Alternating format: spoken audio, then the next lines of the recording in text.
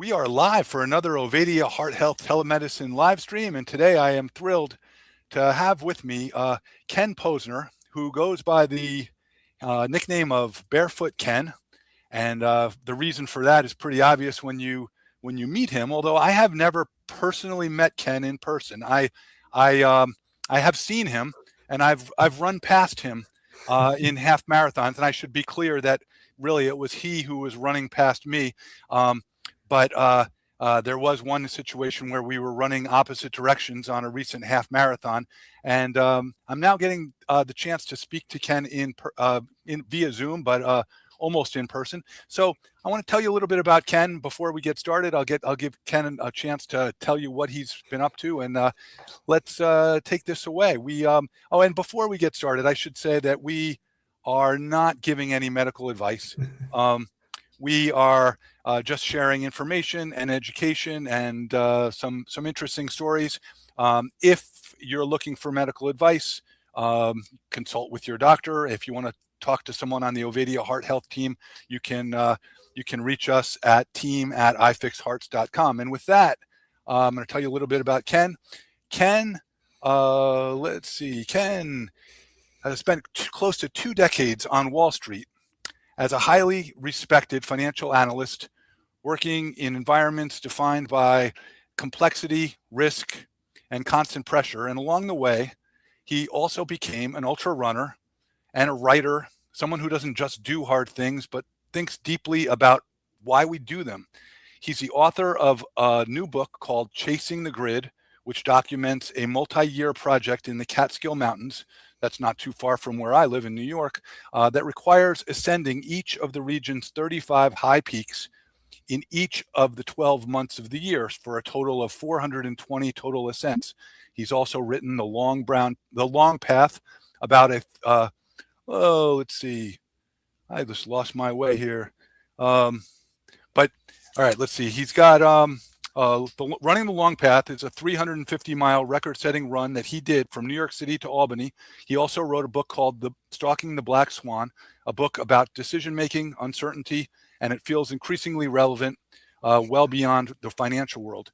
What I personally find inspiring about Ken is that he does things I honestly can't imagine doing, including running barefoot, embracing long-term discomfort, but he does it thoughtfully, without ego, and without abandoning modern life or responsibility. Following people like Ken has been hugely impactful for me. And when I surround myself with people operating at a higher level of discipline or curiosity, it makes my own challenges, whether it's training for a marathon at age 58 or just showing up consistently, feel far more responsible. Ken, I want to let you have a chance to fill in any of the details. I really appreciate you taking the time to join me today, and let's get going with this. Yeah, thank you, Chris. No, thank you for the kind introduction. I think that hits the nail on the head. And I want to thank you for your leadership as well, which I find inspiring too, both with respect to working out and diet, which are such important topics, I think, for everybody in the modern world. So tell us a little bit more about your background and what got you into taking on these, in my view, extremely difficult tasks. But I don't think you view them as necessarily tasks. So I'd love to get your thoughts on what got you into ultra running, climbing peaks, mountain peaks, sometimes several in one day, and most of the time you're doing this barefoot lately. Yeah, so first of all, I want to give credit to my mom and dad, age 87. We went on a vacation when I was 12. We went to New Hampshire and we climbed Mount Jefferson.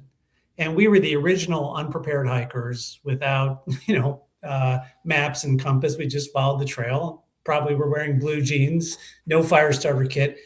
And, I think it was a formative experience. I remember it 50 years later. And so, I showed up in college. I wanted to do Outward Bound.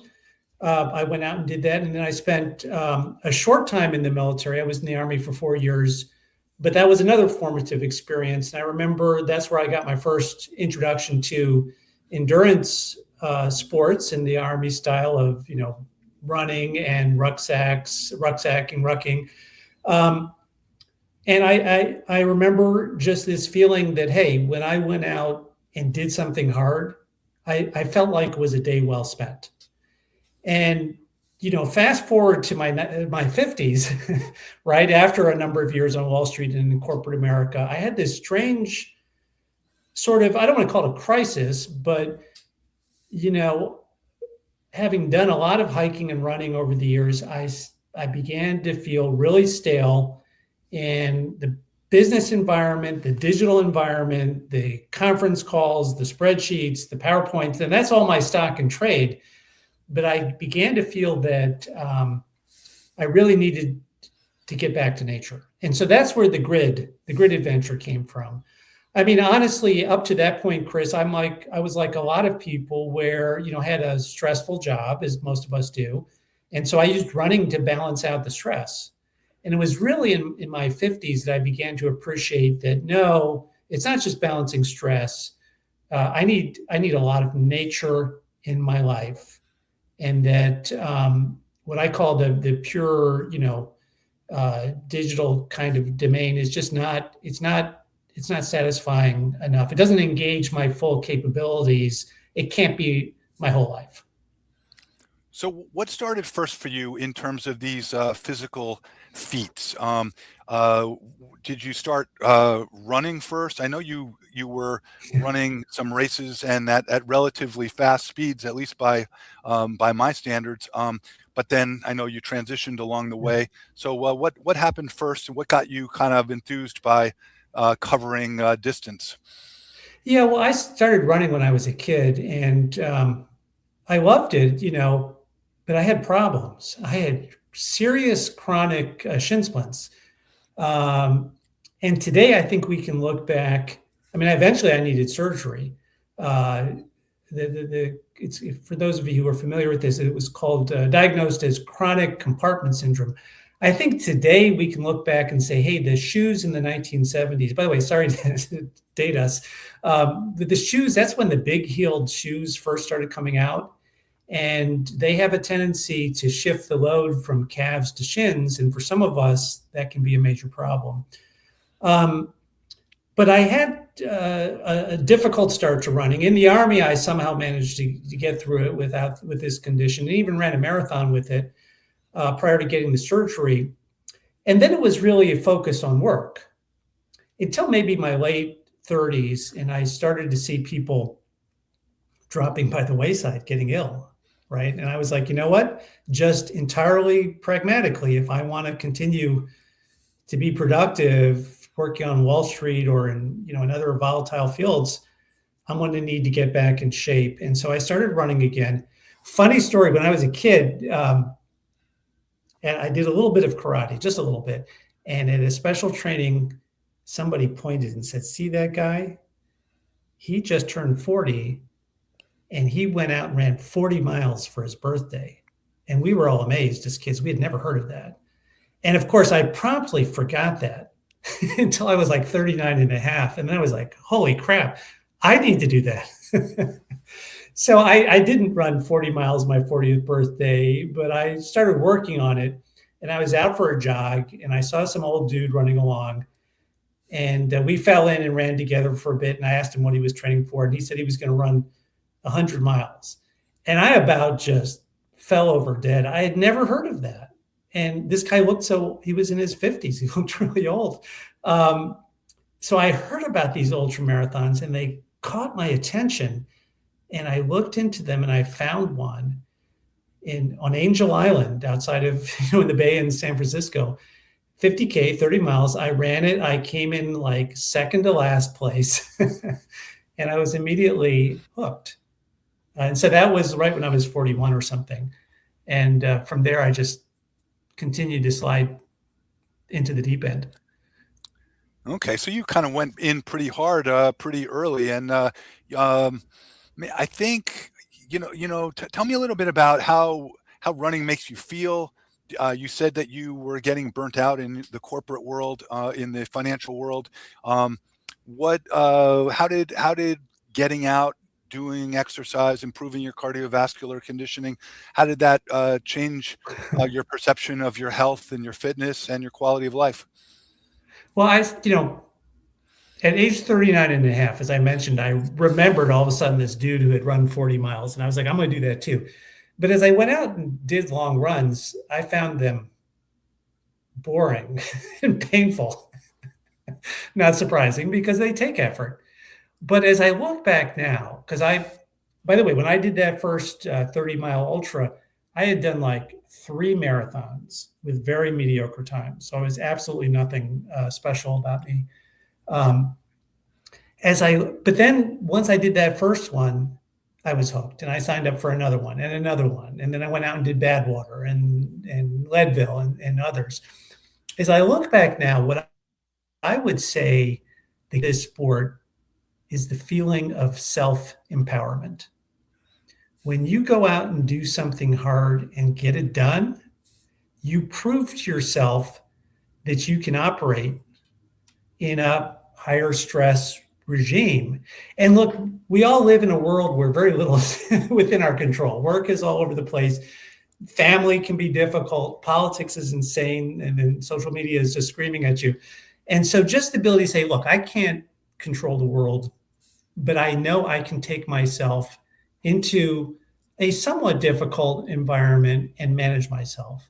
That is so liberating and so empowering, because if you prove that you can do that, then all of a sudden, everything you take on in life, it's not guaranteed to be successful, but the probabilities of success are just a little bit higher because you have yourself under control.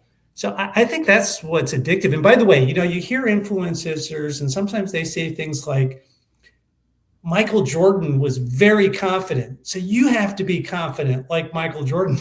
But it's like, dude, I can't even throw a basketball 3 feet. How am I going to do that? And you have to become confident by proving to yourself that you can do something.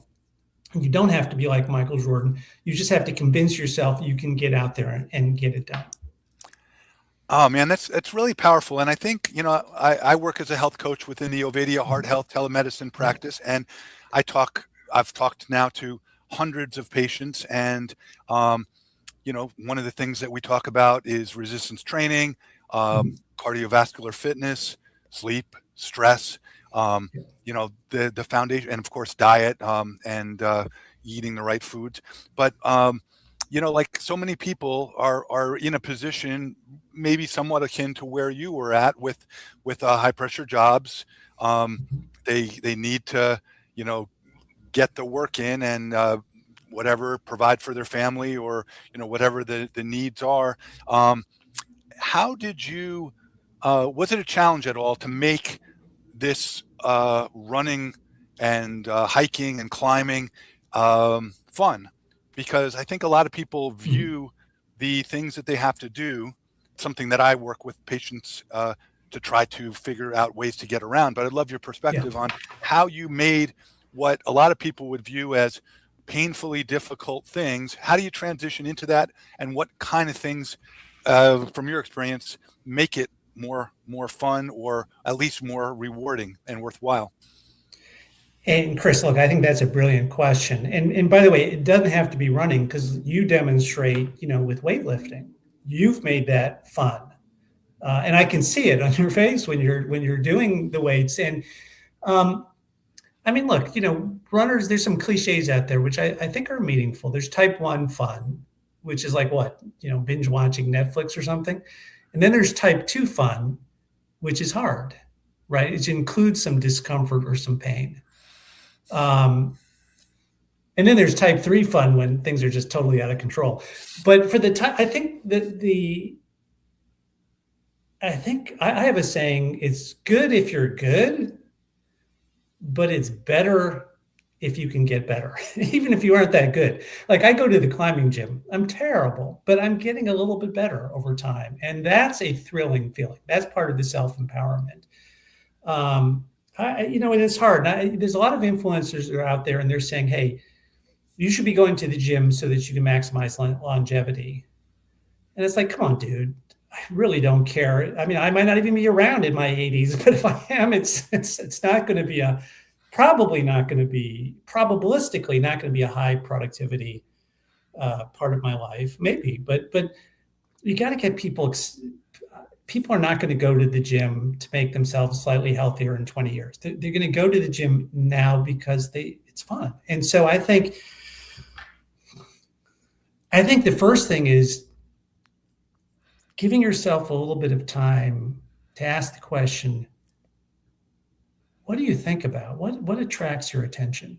Like my daughter texted me. She just turned 30 and she said, any advice for a 30-year-old? And I said, run towards the excitement in life. It doesn't have to be running, by the way, but you got to give yourself some time to say, what intrigues me? What do I think is cool? Do I like the idea of going to the gym and feeling a certain way and looking a certain way? Do I want to run through the forest? Do I want to climb? Do I want to do something else? And it's not just the work, it's the engagement. And if you can just get going a little bit and get a little bit better, then that's when you get traction. Talk to me a little bit about what, I'm intrigued by the fact that you, the whole barefoot thing, and you talked about it. I've listened to you on several podcasts, and part of what you explained was that by taking off your shoes, you sort of made the process different. You made it something that you hadn't experienced before. You started talking about how the actual activity itself substantially changed in terms of, like, when you run up a mountain with shoes on, you want to take care that you don't trip and fall. But right. When you run up a mountain barefoot, every little rock and pebble and stick is a potential point of pain and worse, point of injury, and you become much more. I'll let you talk. I'd like to hear your explanation of the process and what that did to you. And yeah, and so let's put it in context. Everything we do in training is about going backwards in time to a more primitive experience, right? Because the modern world is pushing us towards convenience, comfort, productivity. We're going to take away all the sensations from your body. You're going to be in a climate-controlled environment on a comfy chair with snacks and water nearby and coffee so that you can just do your work, right? And anything that you're doing to train yourself is about doing, like, nobody has to run in today's world. That running is primitive. Lifting weights is, in a sense, primitive. You don't have to lift anything at work, at least in, an office environment. Obviously, there's still a few jobs out there where you need to move things around. And with respect to the barefoot, I'm going to give you a very pragmatic answer to start with. I was getting to a point where I was struggling with injuries because I was sort of running myself to pieces and the shoes were messing me up. And there's always a cost to technology. So, I traded. So by going barefoot, I traded speed and distance. So for slower speed and shorter distance, but I shifted load, if you will, from muscles and joints to the bottom of my feet. So I still have the same intensity. And by the way, that's what we're all craving. We need full mind body intensity. But I took that load and that intensity away from, like I said, joints that when they get damaged, it's going to take a long time for them to heal. And if you have an alignment problem, they might never heal, right? And I put it on the bottom of my feet, which, feet have been evolving for a long time and they can deal with it. You can beat the hell out of your feet and they'll say, we're stopping. We're not going anymore. But they'll be okay generally the next day or the day after. So I feel like pragmatically, I'm still doing a lot of movement through nature, which is what I derive joy from. And I think I've reduced my risk profile at the same time. Now, there's another answer too. Barefoot is just more fun, but I'm starting with the pragmatic answer, which I think should resonate with many aging runners who are starting to deal with injuries. And it's like, slow down, reset, focus on alignment, don't max out speed and distance until you've got a healthy platform going again. I definitely want to talk about the book. Let me put my image a little bigger and let people see. Chasing the Grid. It's a really good book, and it details, an achievement that is quite lofty. 420 ascents, and I really find the premise of this challenge to be very intriguing. And probably far over my head in terms of difficulty, but the idea of going up each of the 35 mountains in each of the 12 calendar months. Explain a little bit about that, and then transition into the book itself and what people could expect from Chasing the Grid. Oh, sure, Chris. And thank you for the kind words. So the context here, this story is sort of about a pivot. And I would also describe it as a little bit of a pilgrimage. But as for the pivot, like I said, well, let me back up. We want to live life in a high energy state so we can do what we need to do and what we want to do. And that takes energy. And the way I think about things, energy comes from goals that matter. If you have a goal that matters and it's not totally infeasible, that gives you the energy to go out after it. And so before the grid, I was getting a lot of energy from work because I had a cool job.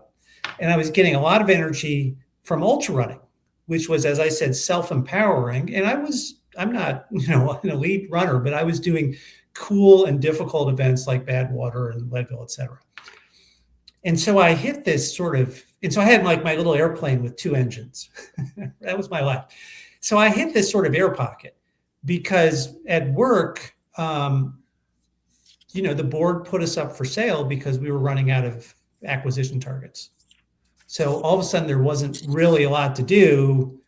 And also I was coming to that point where I realized if I wanted to step up and have ever bigger and bigger jobs, they were getting more and more competitive. And so I was going to have to rethink, what I was trying to do. And at the same time, running, this was the point where I started to really struggle with chronic injuries. It's one thing to have a running injury, but then they start not going away. Mm-hmm. And then you can't run. And so the energy from both of my engines on my little airplane was, there was starting to be some smoke coming out of the back of the engines. And I kept thinking about what Thoreau said about the majority of men living lives of quiet desperation. And I was like, you know what? If I don't make a change, that's going to be me. Mm-hmm. And that seemed to me to be totally unacceptable. And so sort of randomly, and the book takes you through this story, I found out about the grid. And the grid is this obscure peak bagging challenge, but it's also very meaningful.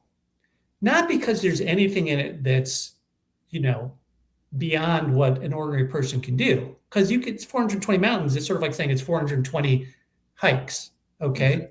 Mm-hmm. But it's a big project. And it's one that takes time and is meaningful. And when I discovered it, I was like, wow, this is a big, meaningful goal. And I don't have to run since I'm all injured. And since work is quiet and going who knows where, I can spend more time on this project. And it just took over my life because it was all of a sudden such a big source of energy. So one way to sum it up is to say, never let a crisis go to waste, right? So I had this sort of crisis and I found a new project to, sort of orient myself. So I want to ask you, just from as I read the book, the detail, the writing, the specifics of what you went through. How did you even deal with that? Were you documenting while you're out there on the trail, or would you come home at the end of a weekend and write some pages, or did you do this more from memory? How did you write this book? Well, I'm a writer. I'm a pretty obscure writer, but And I've talked to other people, runners and hikers, who are also writers, and I think we're all trying to do the same thing, which I think you do as well with your presence on social media. When something is meaningful, we want to share it, Hmm. right? And as soon as I started the grid, I intuitively recognized this was going to be a very meaningful project for me. And so I was already in the habit of taking notes. So I would go out on a particular hike, and sometimes it was all just about getting there and getting it done. But sometimes I was like, okay, I'm going to go up this mountain a different way, and I'm going to see what I learn about this side of the mountain. Or I'm going to listen for the birds, or I'm going to look at the flowers. There's a dial between sort of movement and observation. Hmm. And a lot of times in sports, it's all about movement. Like races, it's just get to the finish line. But the way our ancestors moved through the forest, they were always exploring and looking for food. And so I think that ability to observe and learn is built into us. And one of the nice things about the grid as a project, being a change from racing and ultra marathons, it was suddenly a project where I could pay attention and learn. And I had a huge hunger to just get to know the mountains. And so it was a perfect project for that as well. Um, so you're currently involved in another project. Am I correct? You're doing 1,000 peaks. Yeah. Tell me about that. And so the grid was very meaningful to me. Before that, I had done races, right? And races are great, but they're one and done, and they're high stress, and they can be high risk. I mean, not super high risk, but and certainly it's hard to do them if you're injured or not feeling 100%. And so the grid is an example of a different structure for a project. It's more of a multi-year project. It gives you something to work on, and you don't have to rush, but you can get to it as you have time. And maybe it's more of a journey, or as like I said, it's like more of a pilgrimage, a chance to learn. And having finished the grid, I think it was a couple of years ago, I was sitting around. It was December. It was time to do New Year's resolutions, and I was thinking, all right, what am I going to do? I need something to do. And I went back to my training log and I looked through it and I was like, I wonder how many of the Catskills I'd done barefoot. And the answer was like 200 or 250 or something. And I got this idea. Hey, so I went through my training log and I counted up all the barefoot mountains I had climbed, and it was like 340 at that point. And I thought to myself, well, evidently I enjoy doing this because I keep going back there. So why don't I set a multi-year goal and make it a big number just for the fun of it, right? But also, I can't be the only one who's having so much fun with barefoot hiking. Let's get this sport on the map for other people. So if I can do 1,000, then surely other people can do it too. And then finally, I thought, a nice thing. And Chris, I sense this is something you think about. As we get older, we change, right? And so a multi-year project does force you to be mindful of how your body is changing and thoughtful about the aging process. And so I thought this project would help me stay smart about my body and stay engaged and not do anything that would blow myself up and prevent me from getting out there and doing things. Yeah, what I said earlier about how I admire people like you who are doing things that are so complex and above what I could picture doing. I think back to the end of 2022, not long after I had run my first half marathon, and I was inspired by. Actually, it started um, with a 5K actually, where I had spent the summer training for a 5K, and I was um, inspired by a lot of people on social media. Mhm. I think I'm pretty sure I was already following you at that point, and you were one of the people that kind of intrigued me about distance running. And there were others who, were sort of like in my boat, but maybe a little ahead of me, where they had just run their first half marathon or maybe even a marathon. So I, had the opportunity to interview some standout runners, including Zach Bitter, who I think you're probably Oh, familiar sure, with. sure. Yeah. Um, Yeah. Very and well and known guy. and people, like you're being right now, very generous with their time and explaining aspects of what they do. And obviously, somebody like me, at the time I was probably 55 or 56, and I had never run as far as 12 miles in my life, even in my 20s.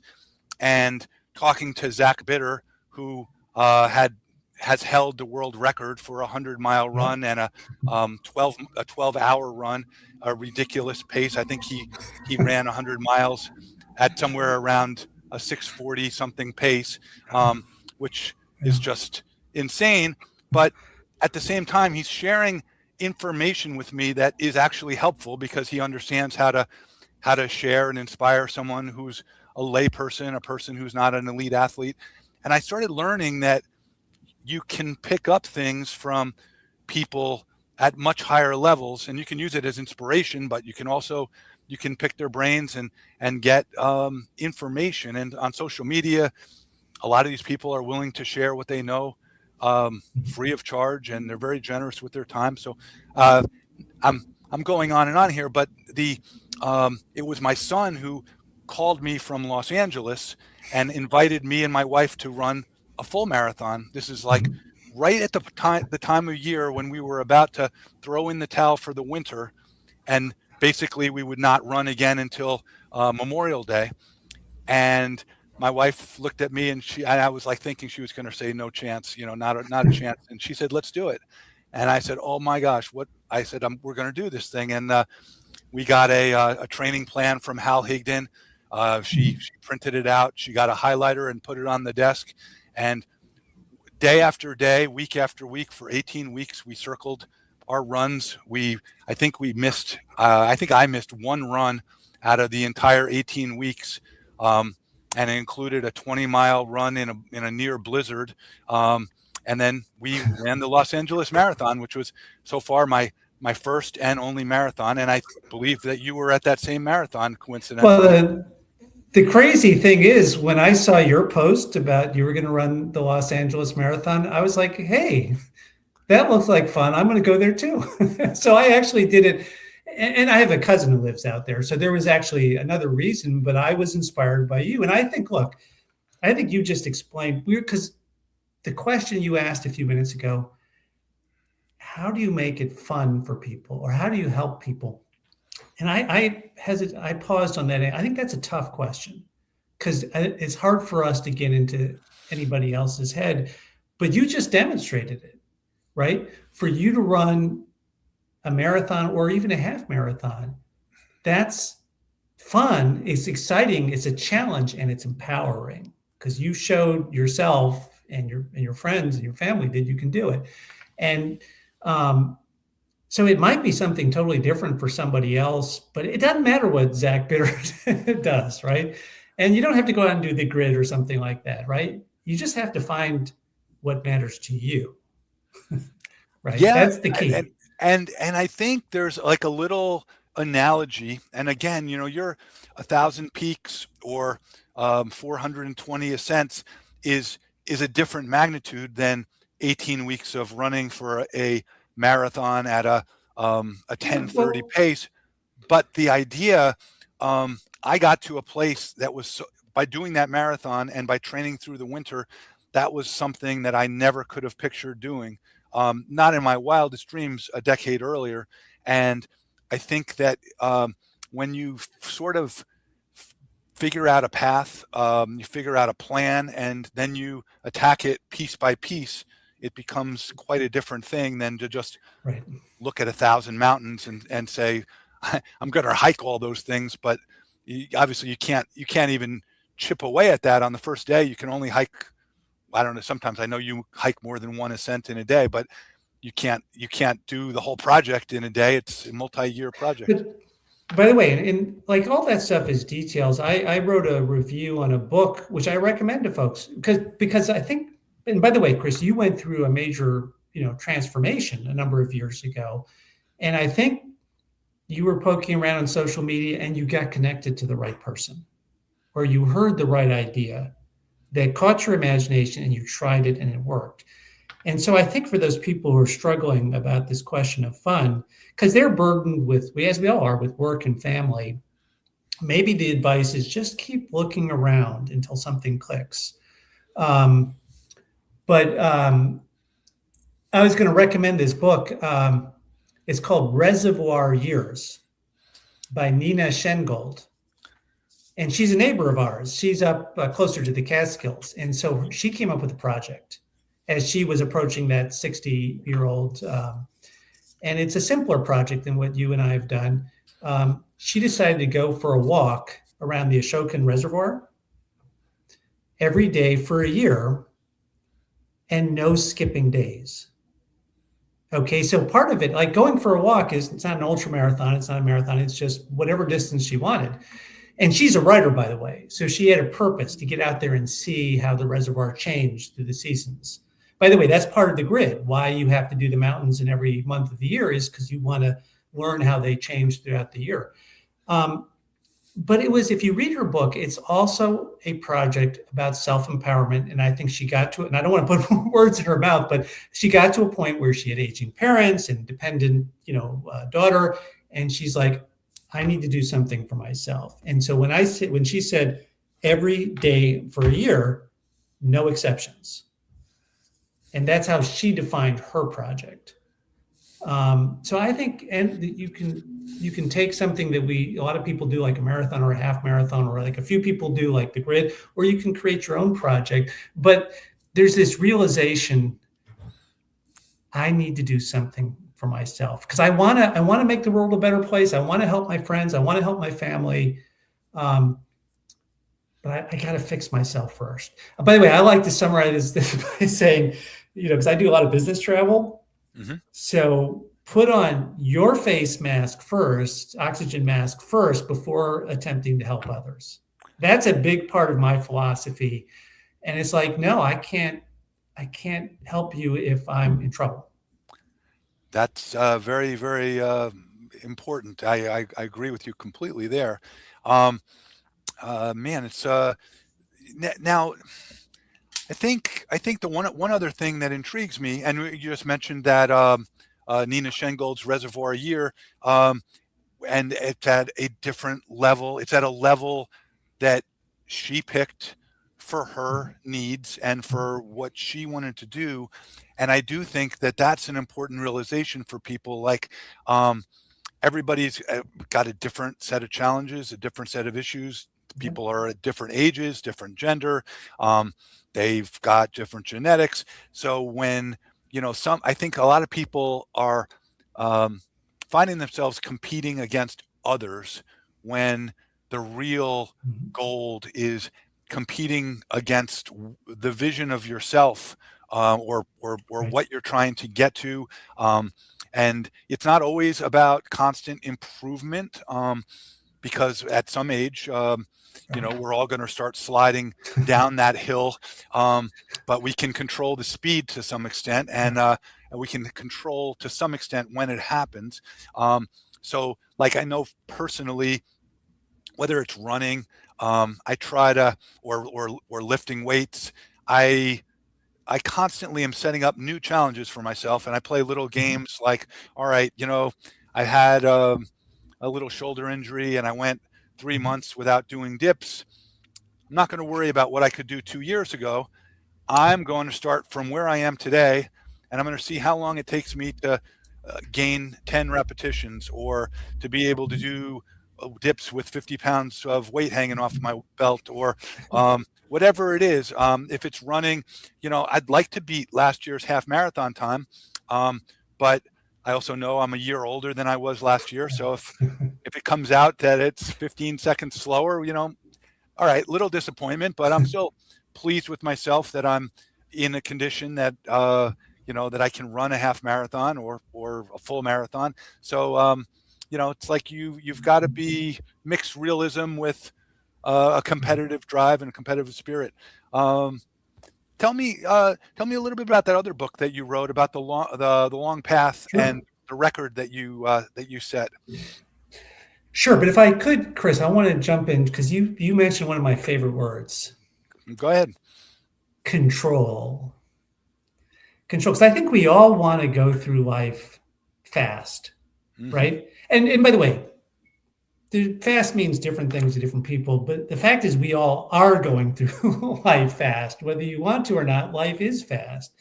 It is what it is. It's energy, right? And it pushes us along, and we can be pushed along and control it or not. And so I love to quote Diogenes. He was he was the founder of the ancient Greek uh, philosophical school of cynicism. And cynicism doesn't mean originally being negative and jaded. It just means calling a spade a spade. And uh, so I like to quote him. He said, he used the word self discipline. He said, without self discipline, you cannot do anything. With it, anything is possible. So when I say control, um, I think one of the ways, I keep going back to your question about how to help somebody who knows they need to focus on themselves, right? But hasn't found what's fun or engaging or whatever. And one of the questions you can ask them is, are you in control?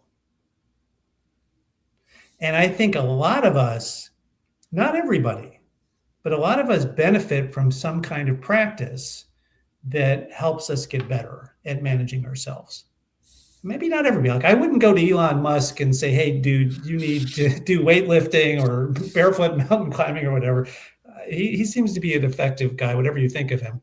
But I think a lot of us can benefit from a practice where, whether it's weights or running, or it could be other things, but you just work on yourself and whatever's driving in your life, family, work, or whatever. It's like, okay, I understand, to really make the difference I want to make, I've got to manage myself, and this is a way to practice.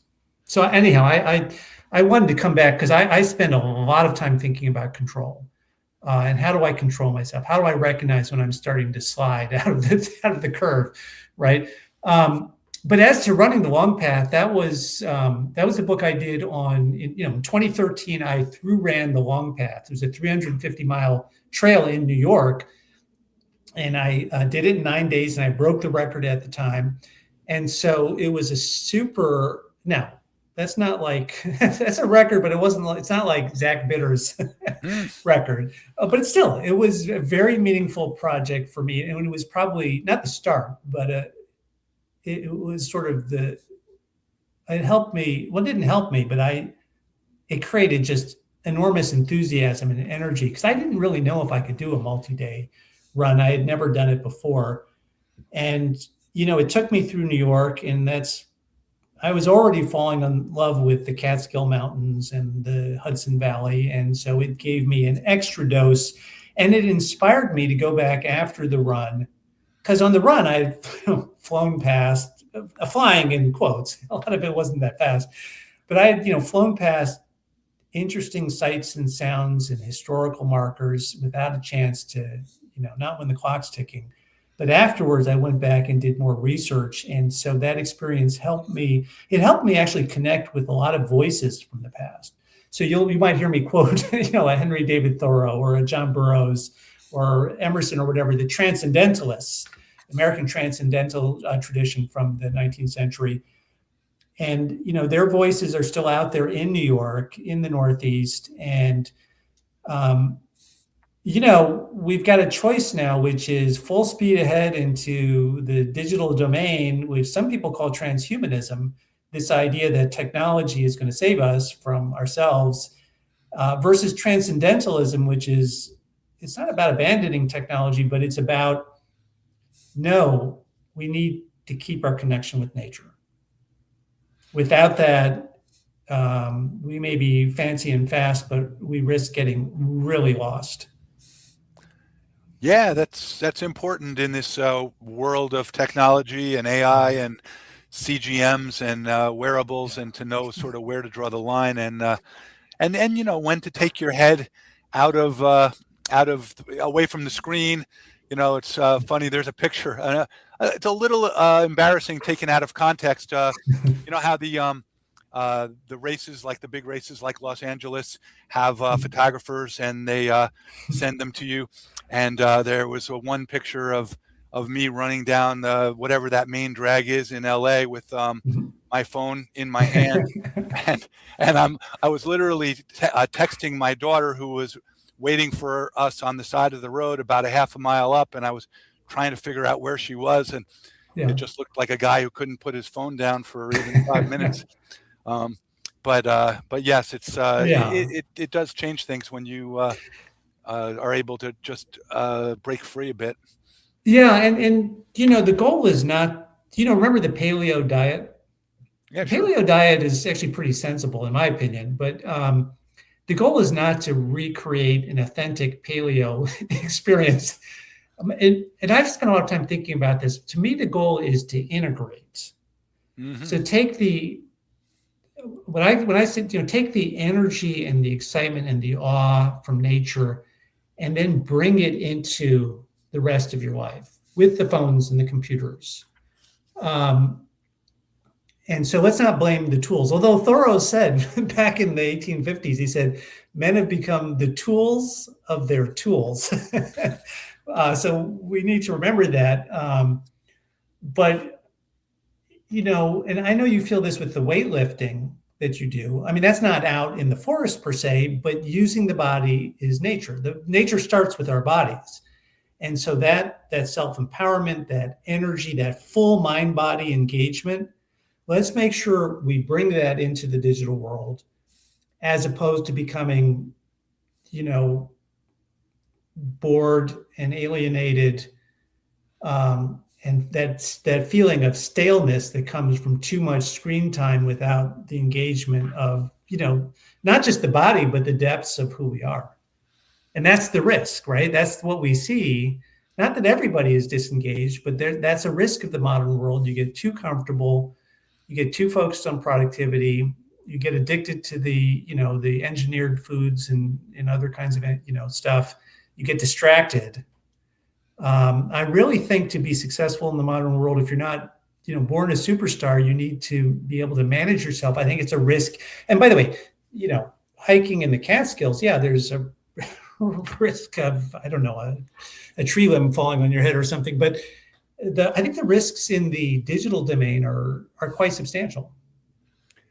I find it interesting. When I post some of my weightlifting videos, I get a lot of comments from people that they're always concerned about my safety, and then I get, I also get concerned people that are worried about my diet because I'm eating too much meat or cheese. Yeah, Didn't hear anything from those people when I was eating the standard American diet. right. Um, and and when you talk about risks, like, of course there's risks of going skiing and there's risks of hiking a mountain, but there's also risks of spending your life on the couch, Yeah. and so you got to balance and figure out what the good trade. Yes, well, but I think this is really important what you're saying, Chris, because I think the definition of a free person, a free man, a free woman, whatever, the definition of a free person is the ability to take risk. Sure.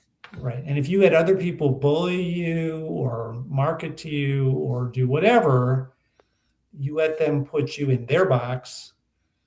And by the way, I'm not saying that people should take, risks mindlessly or bad risks, but the ability to decide on what your risks are and how you're going to take them, that's the mark of a free person. And you can't be a free person unless you're in control of yourself.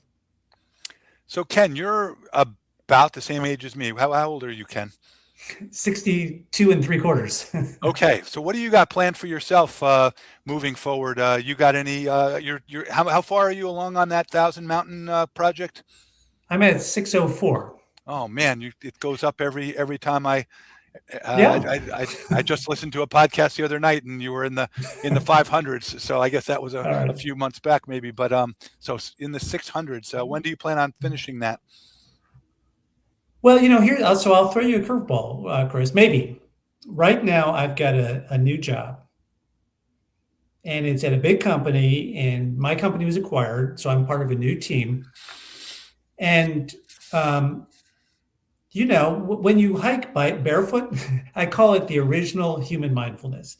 You have to watch where you step, right? Yeah, Because your sure. feet are unprotected, just to state the obvious. But so now I need to apply those lessons to work. I have to be mindful. I have to figure out ways to demonstrate my capabilities, but in a way that's constructive and fits in to this team. And if I can figure that out, I might be able to create, a role for myself where I can have an impact. So isn't that odd? It's not, another 1,000 barefoot mountains or whatever. It's sort of taking the same mindset and now applying it to the work environment. So that's super important to me. But if it doesn't work out, I have a long list of mountains where I want to go. Hey, one of the things that people can do too, and I think that can help, is sometimes in life you have one goal, your A race, and everything is stacked up against it. Like the first time I ran Badwater, that was super important.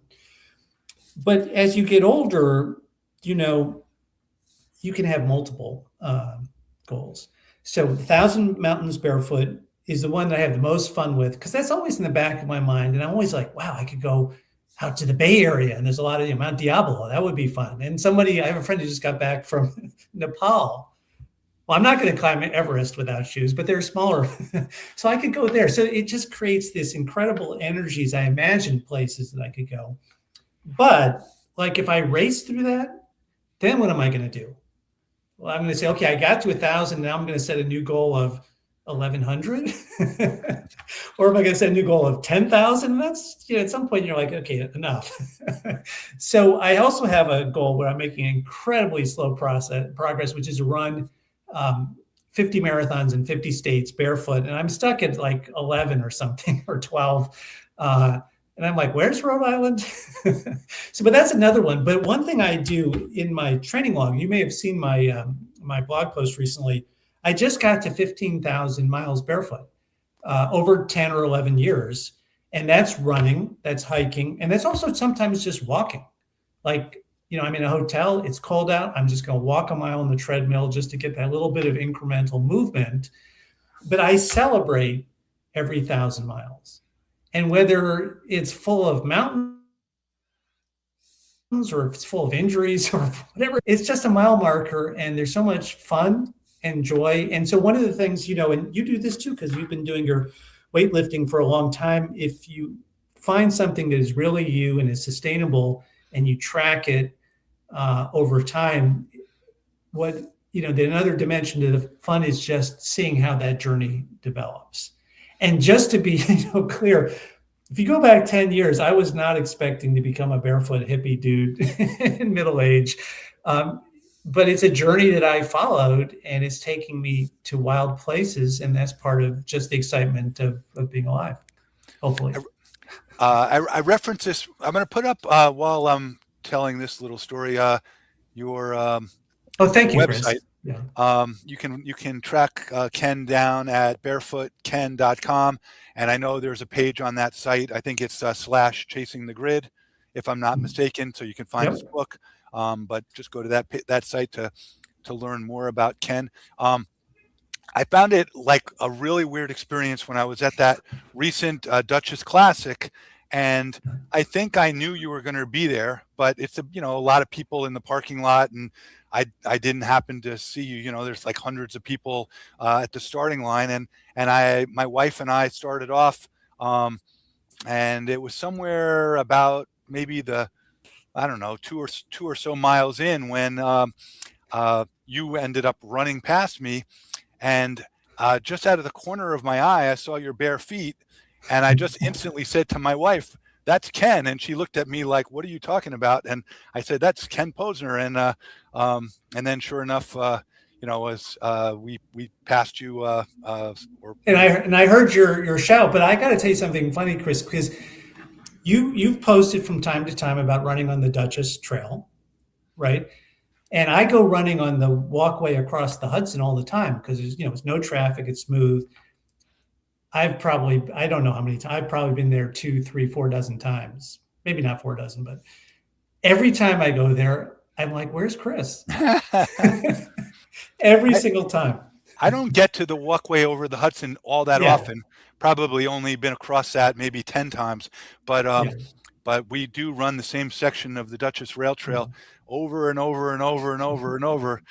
We've run it's not actually very good to prepare for a hilly half marathon on the rail trail. So we sometimes come back to our neighborhood to run hills a little bit. But the Duchess Rail Trail has been a real treasure for us, and Yeah. definitely great to see the incredible use it gets and the different types of people that are on it. People in, I mean, wheelchairs, roller skates, Mhm. bicycles, walking, running, you name it. It's just I think that it should be a lesson to a lot of us when you see people out there getting Oh themselves yeah. And enjoyment. and by the way, New York is a real success story when it comes to conservation of land and these kinds of improvements too. And I think